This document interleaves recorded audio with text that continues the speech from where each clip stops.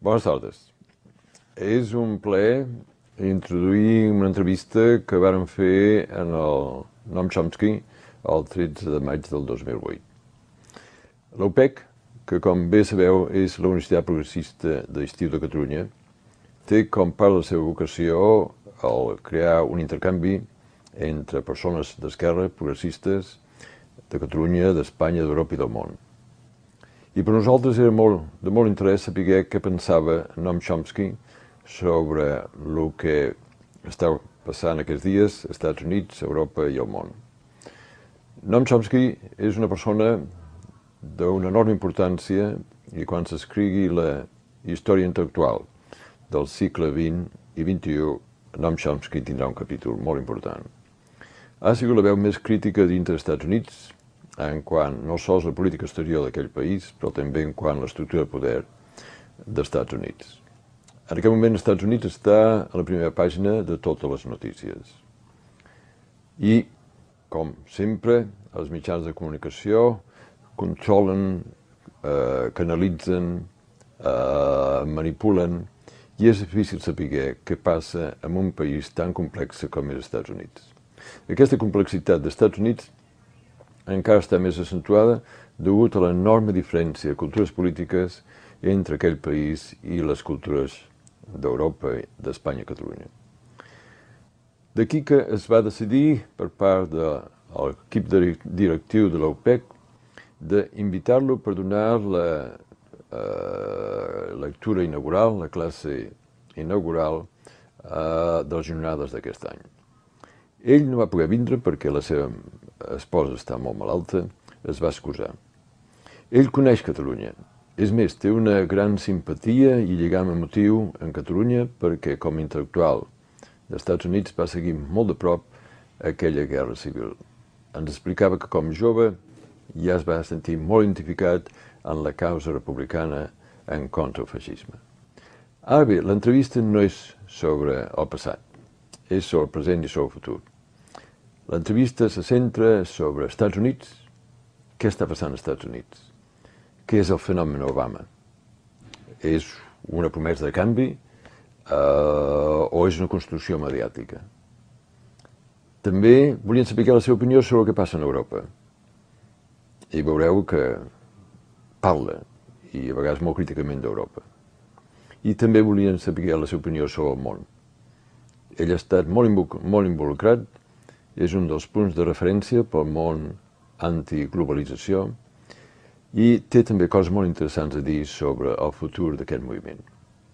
Aleshores, aquestes 45 minuts d'entrevista i que jo he tingut el plaer de fer-la. Jo conec en Noam Chomsky per molts anys. En realitat som amics, molt amics. I des d'aquest punt de vista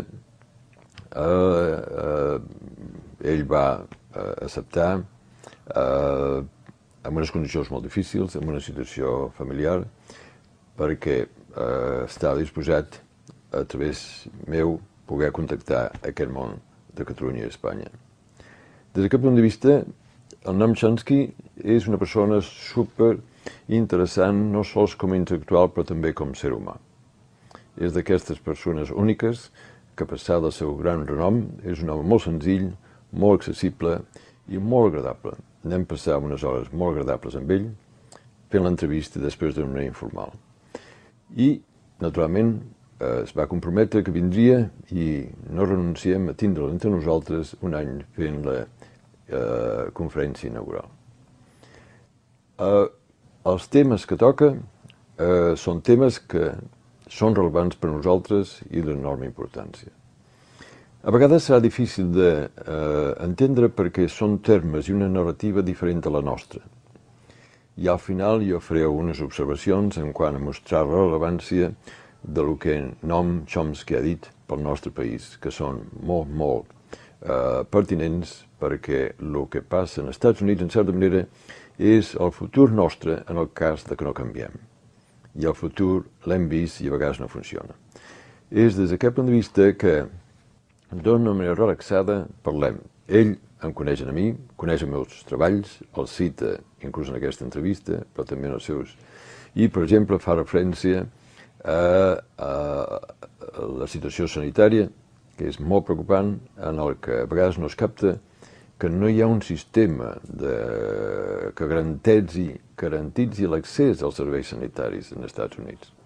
En realitat, 100.000 persones moren l'any degut a la manca de serveis d'atenció sanitària. Aquest és un problema molt greu. Ell fa referència a aquest tema, fa referència a altres en els quals jo també he estat escrivint i treballant, i ell fa referència a això. Hi ha una amistat, hi ha una estima, hi ha una admiració mútua i que es reflexa en aquesta entrevista. Aleshores, ja sense més, introdueixo aquesta entrevista en el Noam Chomsky, que crec que tots coincidim és un dels intel·lectuals més importants dels temps que vivim.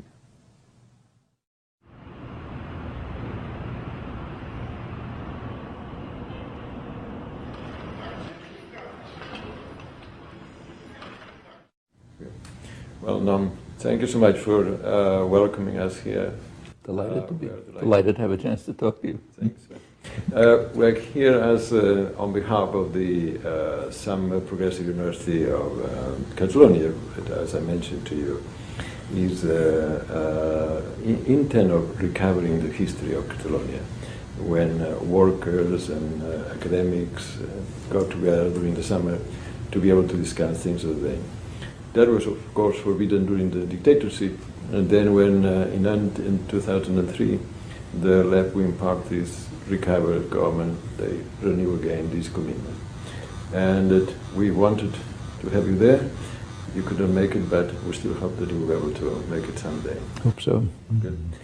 I wanted to chat about you and also about the United States, because you are indeed the best-known intellectual abroad, and sometimes people outside the United States are not fully aware of what it means that the best-known intellectual of the United States abroad does not appear very frequently in the major media. So when we watch the TV, CBS, NBC, and the major channels, you are not there, and that many people do not realize that, because the United States is frequently idolized as extremely dynamic, active democracy, and they not fully realize how discriminated the left is within the United States. How do you respond to that? How do you explain that? Well, I should say the place where I am most feared and despised is probably left liberal intellectual circles. Actually, if you want to see a graphic indication of this, you can take a photograph of one of my favorite newspaper journal covers, which is framed and posted right outside the door. It's the journal of, it's more or less the official journal of left liberal intellectuals, American Prospect, and the cover depicts the terrible circumstances in which they try to survive and the enormous forces that are virtually destroying them. If you look at the picture, there are two figures depicted, two faces, sneering, angry. On one side is Dick Cheney and the Pentagon. On the other side is me. You know, they're caught between these two huge forces. That's indicative of the paranoia and the concern that there might be some small break in orthodoxy.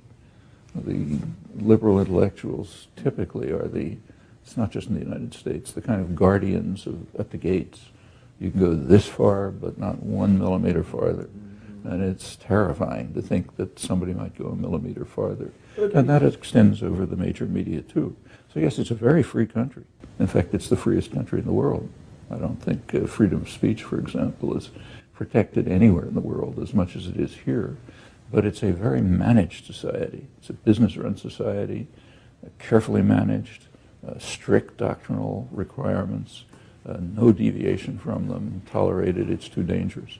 One of the reasons it's too dangerous is that the political establishment, both political parties, the political class, on many major issues, they're well to the right of the population. Healthcare, for example, which you've written about for decades. The population is to the left of the establishment has been forever. And the same is true on many other issues.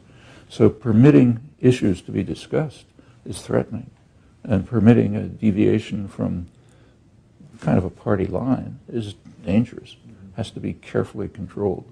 So yes, a very free country, at the same time, very rigid ideology. Yeah. But it's surprising because from outside, the impression that many of our European colleagues in academia see United States as a very sort of a stable political system. And in that respect, there was one thing that with such a powerful dominant class, one of the things they could afford, so having more freedom and having more critical voices in the media. Well, God, ask your... It's like they would be afraid of. I think they are afraid. There's terrible fear. That photograph indicates it. And the fear is slight deviation may lead to disaster. It's a typical totalitarian mentality. You have to control everything. If anything is out of control, it's a disaster. And in fact, the stability of the society is not so obvious. So for example, if you, and that requires a lot of suppression. So take, say, the Pentagon Papers are quite interesting in this respect. These Pentagon Papers are not declassified documents. It's like stealing conquering a country and stealing its archives. You know, it wasn't intended for the public. And there are a few interesting things in it which are suppressed. The most interesting is the account at the very end of the Pentagon Papers. The period they cover ends in mid-1968, right after the Tet Offensive in January 1968, which convinced the business classes that the war is too costly, it's not worth pursuing. But those next few months, there was an attempt by the government to send an extra 200,000 troops to Vietnam, which would have raised it to practically 750,000. And there was a debate, and it's discussed there, and they decided not to do it. And the reason is that they feared that if they did, they would need the troops for civil disorder control in the United States, because there would be an uprising of unprecedented proportions among young people, women, minorities, the poor, and so on. They barely had it under control, and any move might have led to an uprising. Yeah. And it continues. You just cannot let the population out of control. They have to be tightly disciplined. One of the reasons for the extraordinary pressure of consumerism, this goes back to the 1920s, is the recognition by the business world that unless they atomize people, unless they drive them to what they called the superficial things of life, like fashionable consumption, the population may turn on them. I mean, right now, for example, about 80% of the population believes that the country, in their words, is run by a few big interests looking out for themselves, not for the benefit of the population. About 95% of the population thinks the government ought to pay attention to public opinion. The degree of alienation from institutions is enormous. But as long as people are atomized, worried about maxing out their credit cards, separated from one another, don't hear serious critical discussion, well, the idea is they can be controlled. Sure. No, another thing that happens is also an idealization of the American system now with the primaries, that they have been shown as a sign of vitality of this democracy. And here you have or the Obama phenomena that in some way the masses are mobilized and putting him forward. That is so contrary to that reality, but how do you explain this idealization of the American political scene that is so common in Europe? The people who have the illusions, you have to ask what's the source of their illusions, but it's clear what's happening. And the establishment understands it very well. So for example, there's one day, it's called Super Tuesday, February 5th, there's like a couple of dozen primaries, so big excitement. Take a look at the Wall Street Journal. It's a front page story on Super Tuesday. Big headline over the front page is issues recede in 2008 election. Voters prefer character. Well, issues didn't actually recede because they were never there. They're carefully kept out of sight by the party managers. But it's true that they're in the background. And it's not that voters prefer character. Voters would be perfectly happy to vote for the national health care system that they wanted for decades. It's just that those things aren't options. The party managers, or basically the public relations industry that sells commodities on television, they market candidates the same way they market commodities. You see an ad on television, you don't expect to learn anything from it. If we had a free market, General Motors would post on television the characteristics of the cars they're selling. And they don't do that. And what they do is try to create illusions, complicated graphics, a famous actress driving up to heaven or something like that. The point is to delude and marginalize the public. When you market candidates, it's the same thing. You want to keep away from issues. Too dangerous. The public doesn't agree with you on issues.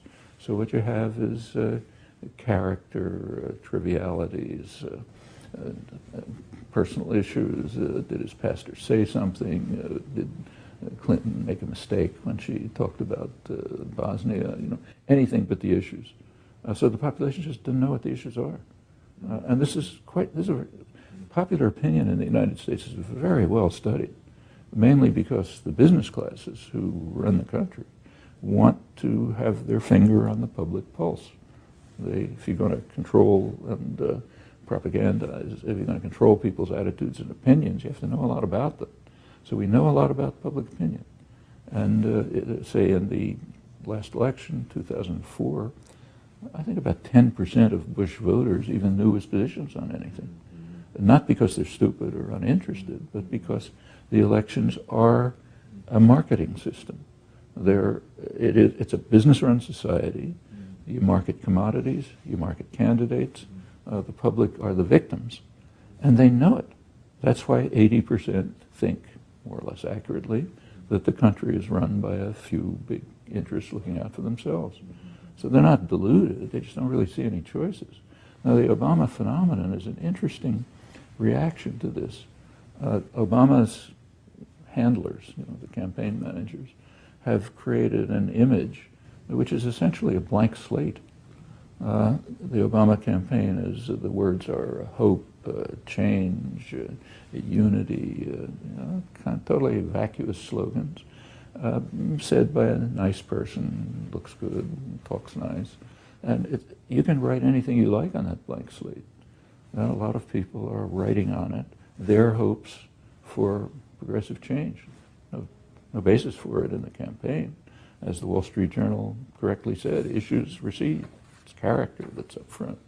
But yes, it is a popular phenomenon, and I think it reflects the alienation of the population from the institutions. They're grasping at a straw. Here's a possibility that maybe